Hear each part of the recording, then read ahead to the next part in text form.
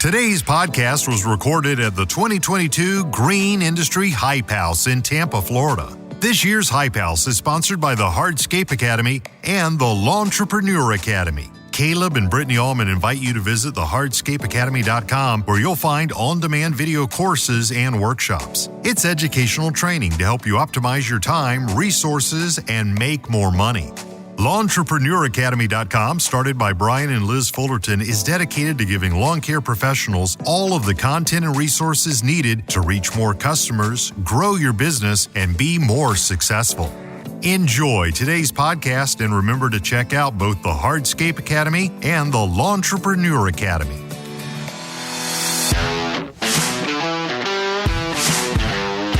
You're now listening to the Fullerton Unfiltered podcast. Straightforward, no-nonsense business advice. Completely unfiltered. Grow your business. Grow your life. Now, here's your host, Brian Fullerton. Hey, what's going on, guys? Welcome to another episode of the Fullerton Unfiltered podcast. It is your host, Brian Fullerton, here hanging with you guys. And today, I'm super excited about having a guest interview today. We're actually down here in beautiful Tampa, Florida, down here actually near Siesta Key. If you know it, you love it. It is a beautiful area.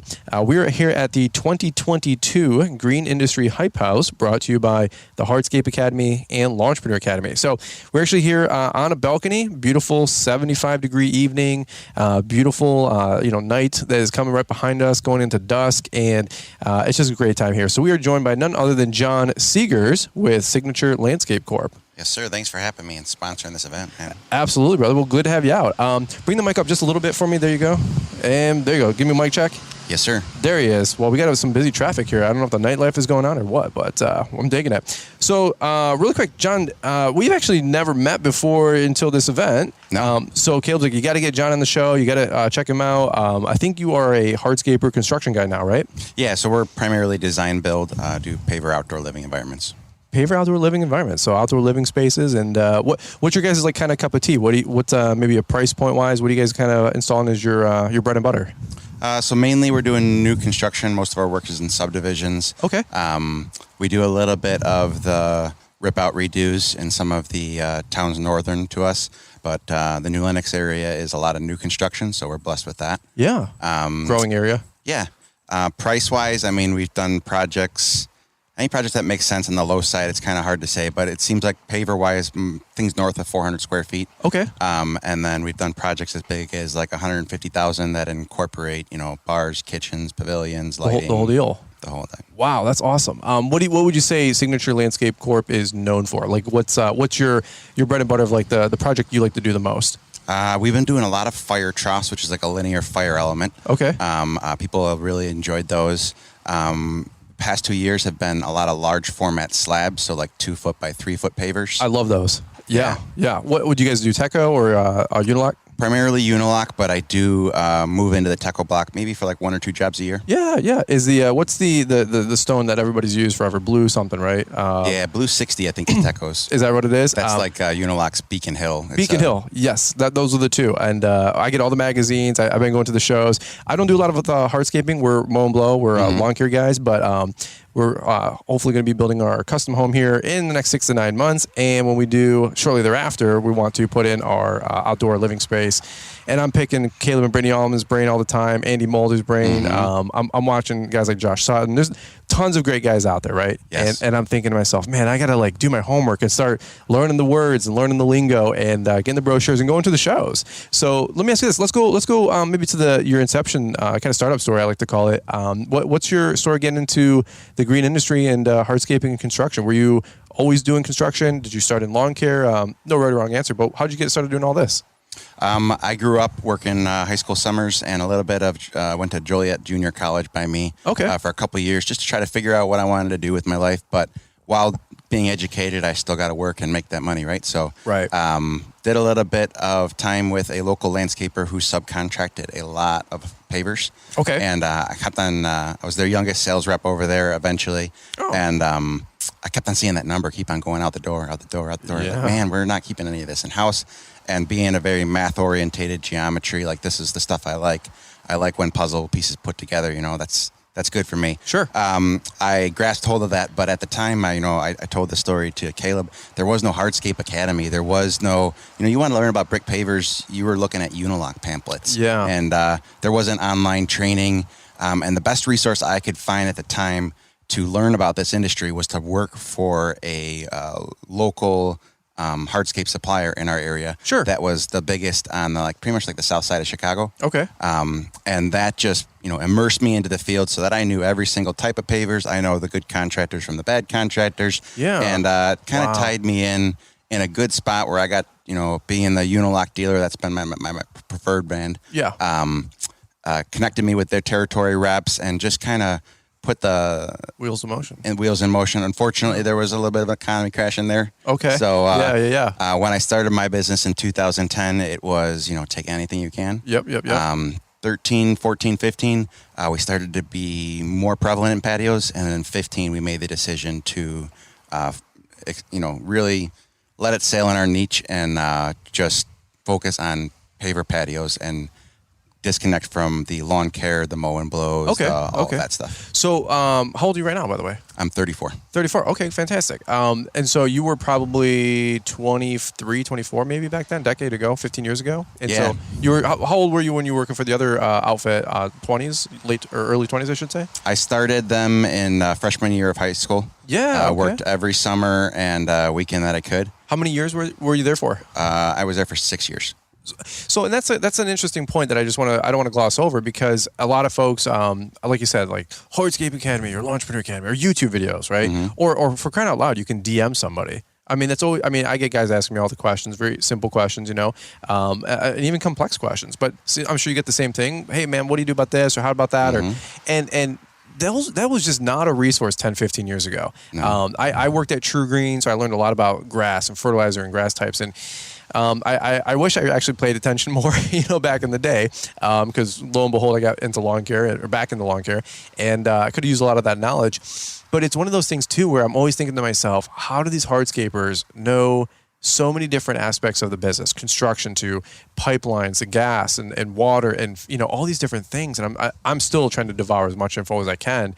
And I always tell folks, look, you don't have to just run out the door, invest $100,000 in skid steers and dump trucks, and start a business of construction, contracting, lawn care.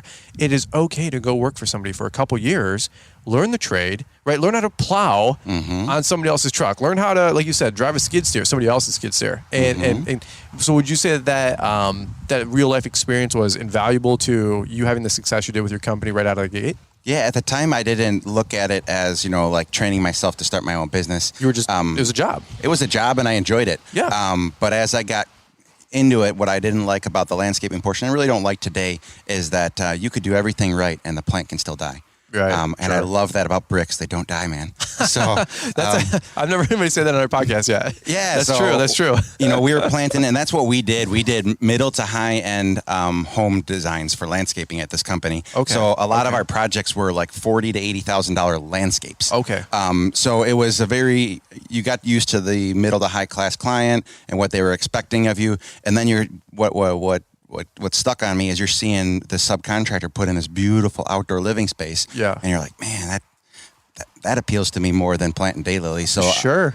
Right around the end of high school and into college, that was my goal, is to like really get a business degree, even if it was like an associate's, and just focus in on that. Did you end up going to college and finishing up, or doing I did not. I just the money trumped the finishing school. So that's totally cool. I mean, and there's a lot of guys that get an associate's degree or design build, or design degree, or whatever, degree, or they take a couple year horticulture, classes and whatnot, get familiar with things, and they're like, hey, I'm out to the races. I already got a $250,000 business on the side, quote unquote, from college, right? And they're like, what am I doing here? Why am I paying $40,000 to learn what I can look up on YouTube, and I'm out in the field, right? Or we're talking to a regional rep. So let me go back on the timeline. So when did you start your business? You said 13, 14? 2010. So 2010, and then were you guys? You said you were doing some mowing and lawn care back then. Residential, commercial, couple zero turns. What were you guys rocking and rolling? Right. No, just residential 1 day a week. I think at the peak we were doing like 20, 24 accounts a day. Okay, so nothing super crazy. I did have 1 or 2 commercials, and that was nice because it got me into the snow plowing field. Oh, okay. But we were just rocking a walk behind Bobcat belt driven 36 and a 48. Yeah. Simple setup. Do you guys do a bunch of snow plowing now, or you guys just do the hardscaping and take a couple months off? This is my first year just scaling back on snow. We usually do a couple $100,000 in snow. Yeah. And my contract was 4 years at a hourly rate, and it was they weren't willing to negotiate this year, so I had to make the tough call. Okay. But with fuel skyrocketing, tires up 30%, my labor, was kind of going downhill. I could see into this fall and winter, like I couldn't get those temporary people that you could when there was all these stimuluses and everything else. Sure. So I decided to scale back, and I ended up leasing out some machines, and that's been pretty lucrative for me. So no kid. Help me out for folks that maybe don't know your story, because I'm learning too as we go. You're like, hey, what are we talking about? I'm like, we're gonna find out, because I don't like doing a huge big scripted thing. I just try to keep it, we call it unfiltered, and just have conversations, talk shop. What's the business look like today? Like if I went up to Lennox, Illinois, and I got to hang out with you for the day, what are you guys rocking and rolling? Multiple crews, just you? What's business look like day to day? Yeah, so I am the owner. I work in the field probably about 50% of the time. Okay. I have 3 employees. Okay. Equipment-wise, we run a 33,000-pound international dump truck. Yeah. And a small 3,500 dump truck. And we pull a nice tool trailer. Equipment-wise, we have the coveted SK 1550 Ditch Witch. With everybody. We have a couple of those. And we have a mini excavator, rolling compactor, and then I'm up to 6 skid steers right now for snow rental. Wow. So all those machines were moving back in the day, just doing hardscaping and landscaping. All of the skid steers were pretty much dedicated for snow machines.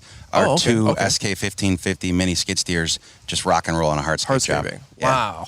They're capable of lifting full pallets. I hear the almonds talk about them all the time. Yeah, they're awesome. I mean, I pull a skid steer out every once in a while for a direct load that doesn't come with a what do you may call them something else, but like a buggy, on the back of the. Sure. But you can save a little bit of money by unloading yourself. But most of the time, we're getting direct loads of brick right to site. The jobs are usually in the 1,000 to 1,500 square foot range, and then they'll unload. So we don't have a huge yard to stock all this kind of stuff. Just a simple aggregate pile here and there, and most of our material goes direct to site. So you have 6 skid steers, like Bobcats or something like that. All New Holland. New Holland. Okay, and.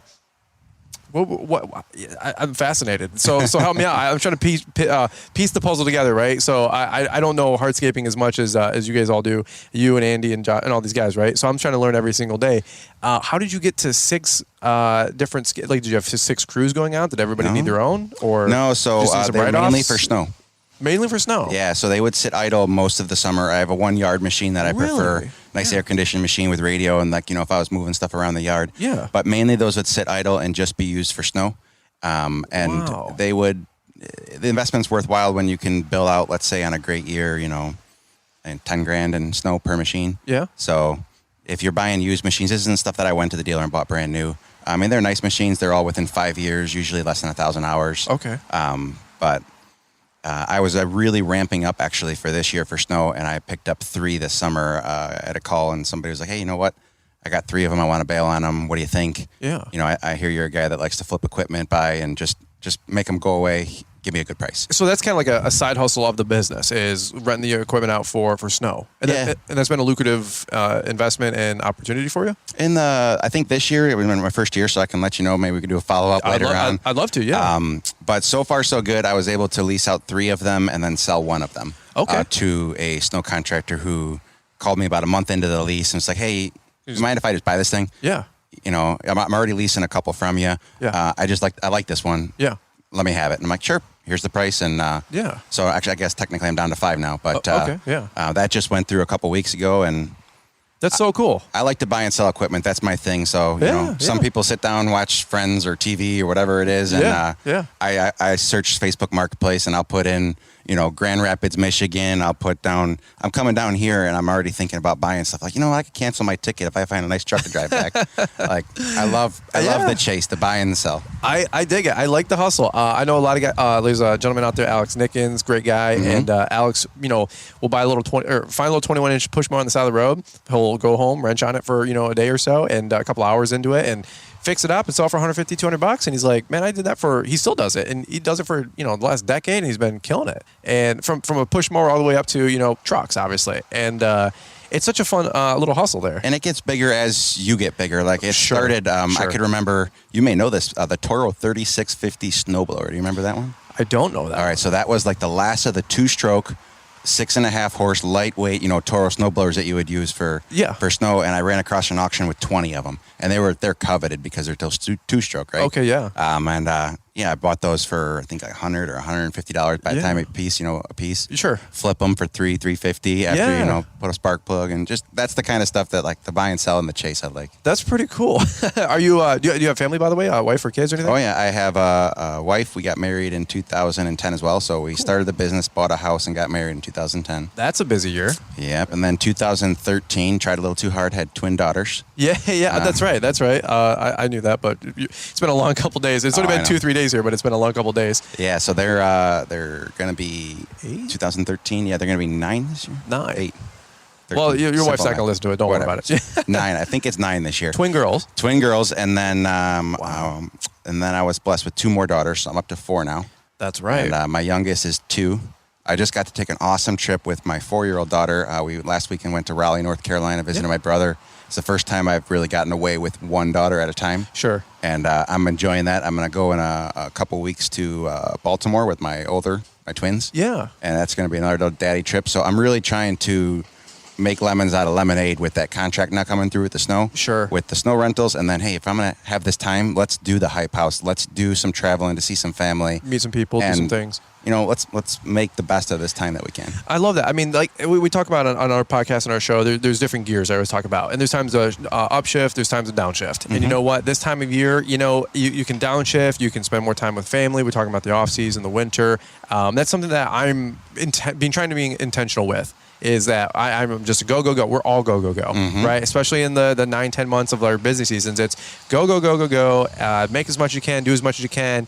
And that's fine, and that's good, and you probably should. But then in the off season, it's like work hard and play hard. And I told my wife, like, we did a January trip, we're doing this trip, we have a family trip, a big family trip in March for our extended family, and we're just trying to be intentional with taking time off because we all just go so hard. I mean, so you've been in business now for 13, 12? This will be the 12th year. 12th year. Okay, so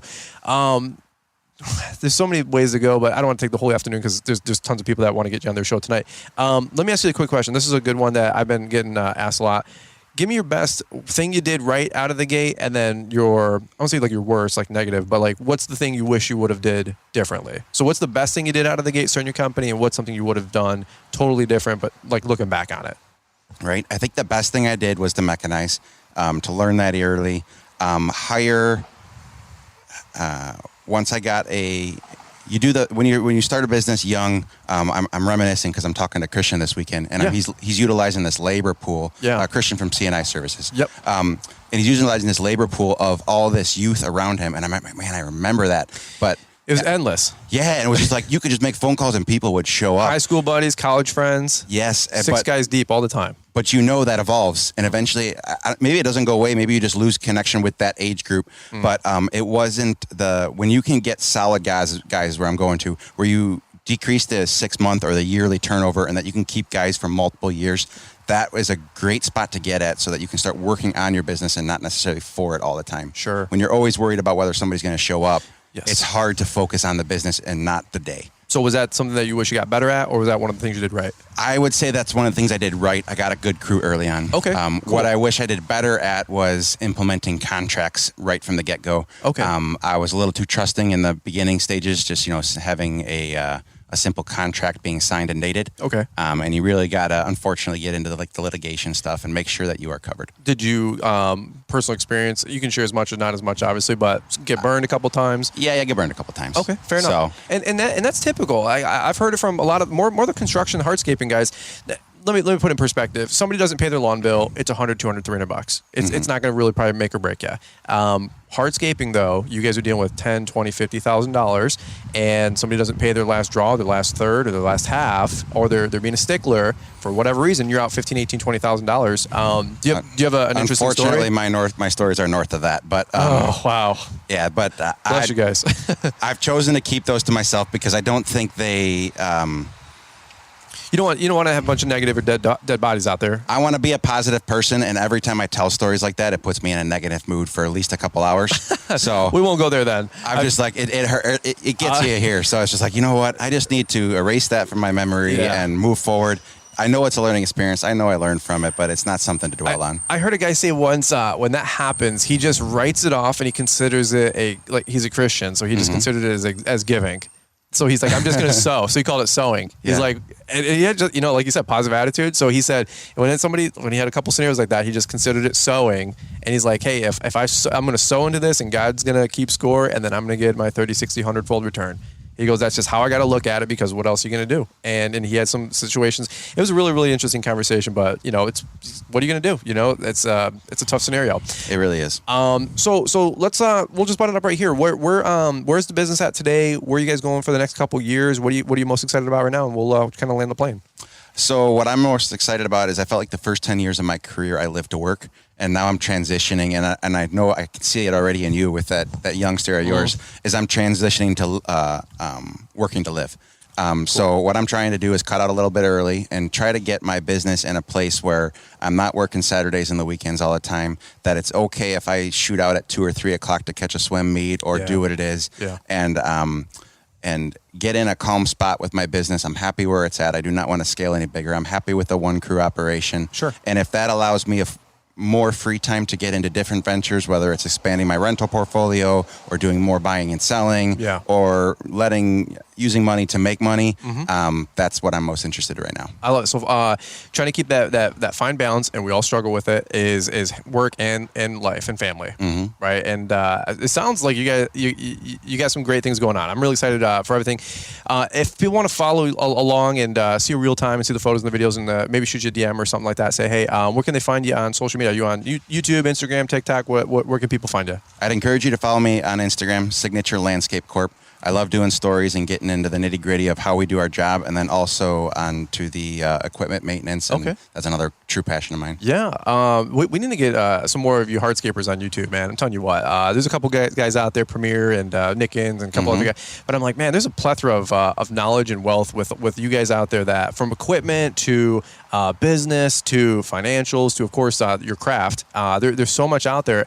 I'm a sponge right now, brother. I'm trying to learn, because one day when I put in my dream patio, my dream outdoor living space, everywhere I go, I'm just thinking like, man, look at this brick, look at this cap, look at this thing. And I'm like, I need to start writing this down. I'm sending the almonds photos, like, what is this called? And I'm like, Caleb, how much is this seat wall? He's like, oh, that's 25, 30 all day. And I'm like, dang it, I'm screwed. You know what I mean? Yeah, so I'm so excited for you. Building your first house is just awesome. Yeah. And yeah, we're looking forward to it. Well, when it comes full circle, I'm going to get my, I want to do this, this actually sounds kind of funny, but I want to do this like celebrity build-off thing where I bring like all you crazy hardscapers out here that are like awesome. just crushing it, I'm like, hey, I'm going to bring Collins Grew in. I'm going to bring in Mulder and Jay Square. I'm going to bring all you guys that know what the heck is going on.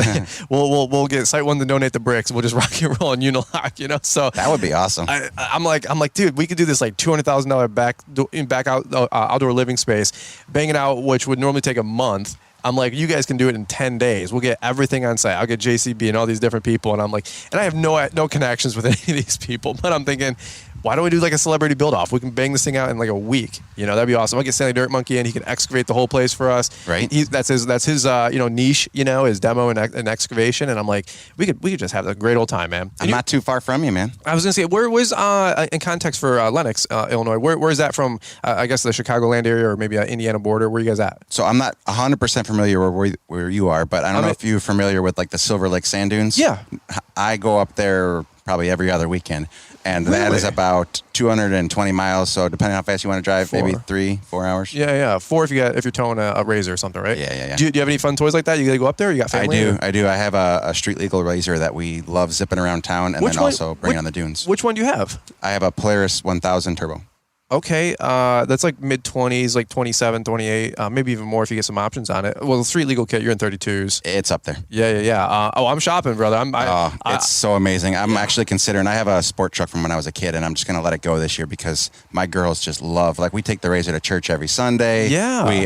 Dude, you're building my dream now. Keep talking. Yeah. I just love it. I ran across it, and it wasn't, you're right there. The pricing, it was like, I can't believe I'm going to spend this much on it. It's insane. But I'm not getting like I need to find a way to connect with my daughters. And, Absolutely. And anything that they love. So I got them into camping. They love camping. Like now my wife is forced to come camping with us, and we go camping all the time. It's like, all right, well now I'm going to buy a toy hauler so I can haul 4-wheelers and razors. So I buy a toy hauler camper. Yeah. It's like, hey, put the razor in the back. We're going to the dunes. Did you get a Fusion or a Venom or what do you know? It's a Striker. Striker. Okay. I'm literally, this is like the plan 5 years from now.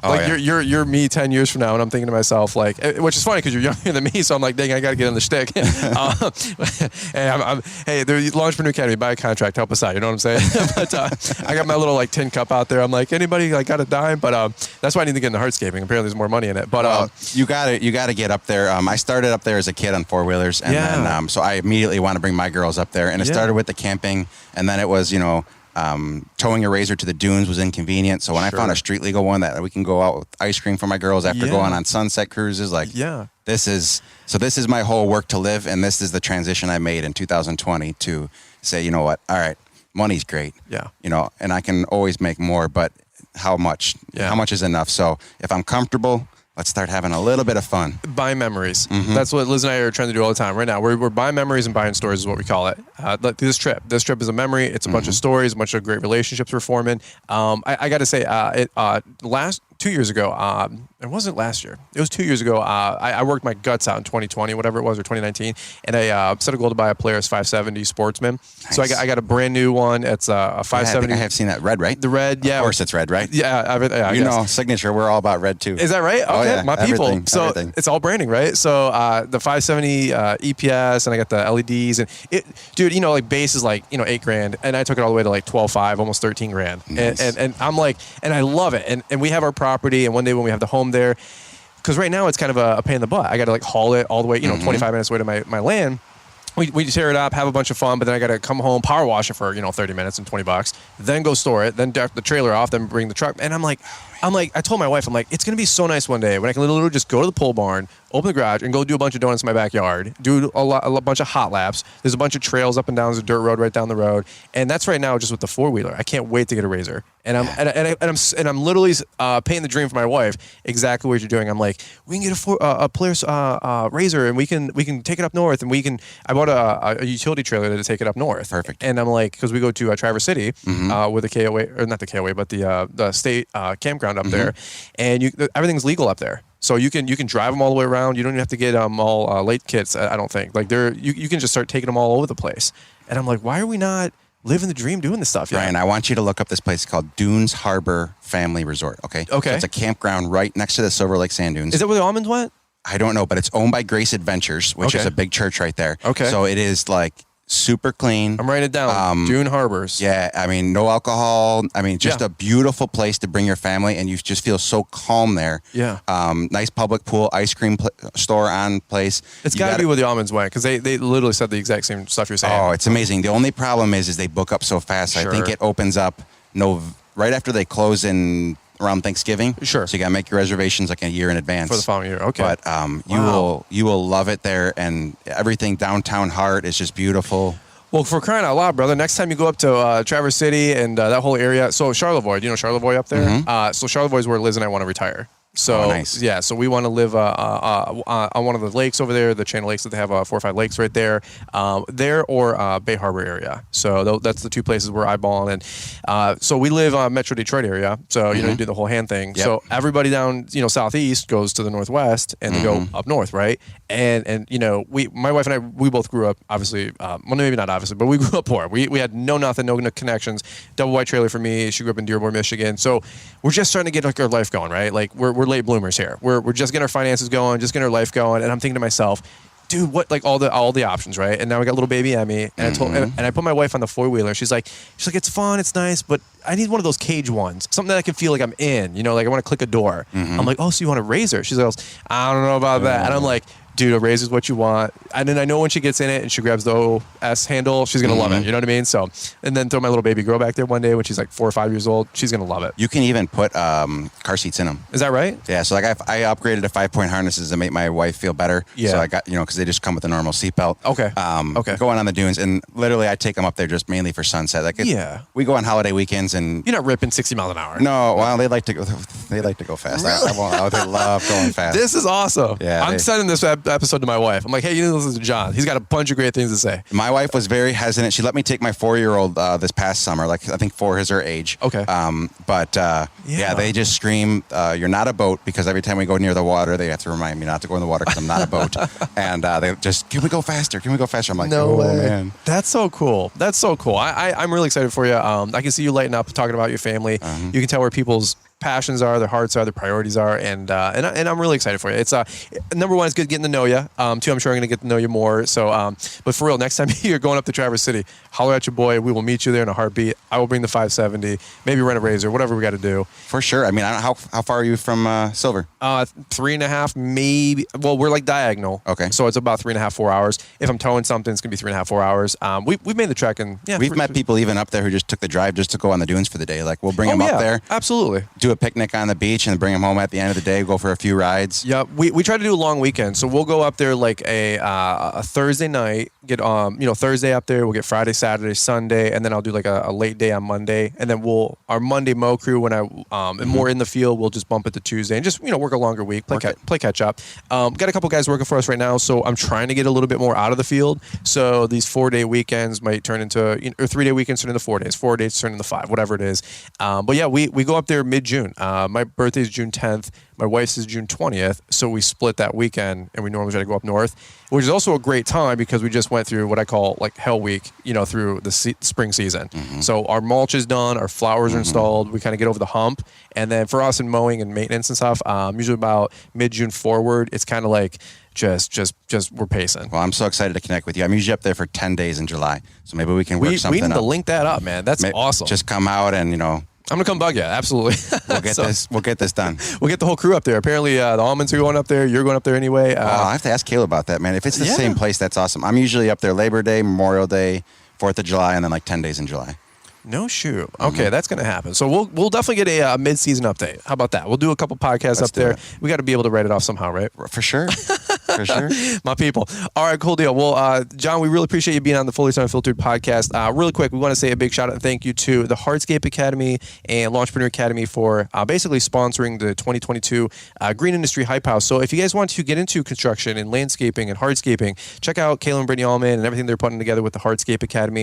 If you're doing lawn care, maintenance, and you guys need contracts, postcards, resources, check out launchpreneuracademy.com. We have a bunch of great documents and resources that are plug and play. They're editable, they're downloadable, they can help you guys grow, and all of that support literally goes right back into what I call reciprocity. We put it right back out there with content to help you guys grow, help you guys win, and we can't wait to get you guys on the podcast and hear your guys' success story. So that's what we got right now from beautiful Tampa, Florida. Catching up here with John with Signature Landscape Corp. We're going to button up right here, and we look forward to catching up with you guys here on the next one. No doubt that some of you have tuned into this podcast because you've just started or you want to start your own lawn care or landscaping business. Brian has created the How to Start Your Own Lawn Care Business training program. This video course will help you understand the basics and get you moving in the right direction. Some of the topics covered: the startup phase and laying a great foundation, the basics of equipment shopping and purchasing, what to look for when you're shopping for a trailer. I really like the all things marketing and advertising section. The practical tips here alone are worth the cost. The How to Start Your Own Lawn Care Business training program also shows you how to bid and estimate projects. That's helpful just to even see if you want to take on some projects. Brian also shows you best practices for back-end office work and proper workflow.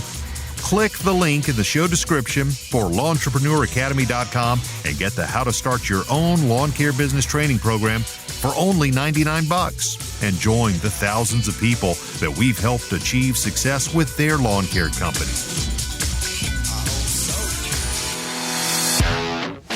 Thanks for taking the time to listen to the Fullerton Unfiltered podcast with Brian Fullerton. We hope you enjoyed this production. If so, please consider leaving us a 5-star review for the show. While the techniques and ideas presented here are designed to help you grow a more successful and profitable business, no one can guarantee these results for you. We want to emphasize that entrepreneurship is not easy, and the ideas presented here are just the opinions of Brian Fullerton and his respective guests. No one can guarantee success for you.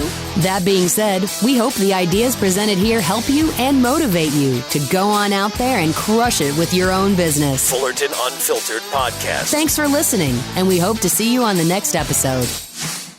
This has been a Brian Fullerton and Mr. Producer production.